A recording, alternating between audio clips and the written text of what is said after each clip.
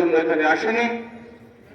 গত 13 বছর এই হত্যার বিচার চেয়ে চেয়ে অনেক বক্তৃতা করেছি। আজকে আপনাদেরকে কয়েকটি কথা বলবো।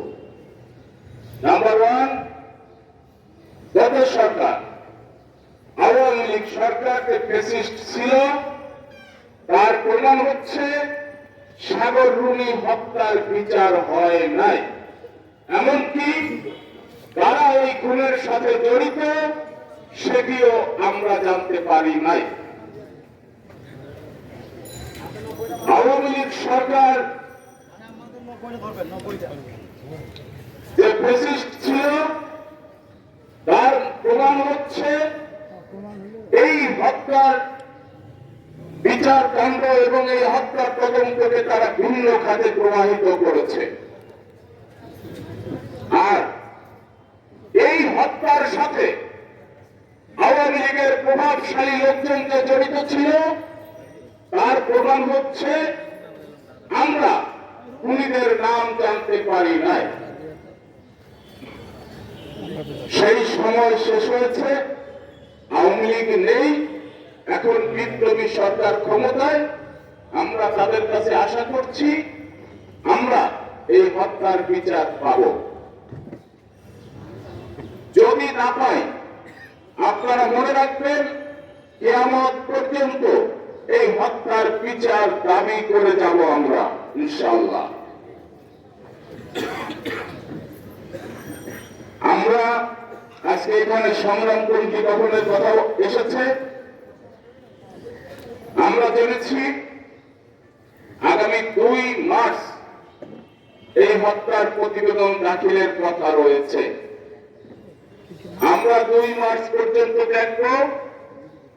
যদি 2 মার্চে এই হত্যার তদন্ত প্রতিবেদন দাখিল করা না হয় তাহলে আমরা ইনশাআল্লাহ সংগ্রাম কমিটি গঠন করে রাস্তায় নামব এবং জোরালোভাবে আমরা আন্দোলনে ঝাঁপিয়ে পড়ব ইনশাআল্লাহ। আর এই হত্যার বিচার চেয়ে আগামীকাল বুধবার আমরা স্বরাষ্ট্র মন্ত্রণালয়ে স্মারকলিপি প্রদান করব ইনশাআল্লাহ, স্বরাষ্ট্র উপদেষ্টা বরাবর। একটি কথা মনে রাখবেন, আমরা এখানে যারা আছি আমরা সবাই সাগর রুনি হত্যার বিচার চাই এবং আগামী আন্দোলন কর্মসূচিতে যারা আসবেন তারাও সাগর রুনি হত্যা মামলার বিচার দাবিতেই আসবেন।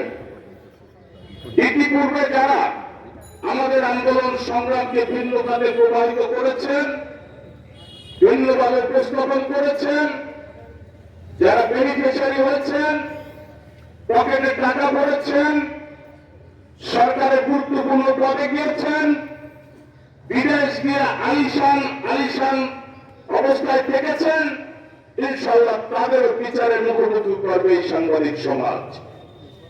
ধন্যবাদ সবাইকে। আগামী যে কোনো কর্মসূচিতে আপনাদের উপস্থিতি কামনা করে আজকের এই সমাবেশ এখানেই সমাপ্তি ঘোষণা করছি। আমাদের মাঝে আরো উপস্থিত হয়েছেন সাবেক সাধারণ সম্পাদক আমাদের শ্রদ্ধেয় মাসুম ভাই, আমরা তাকে ধন্যবাদ জানাচ্ছি।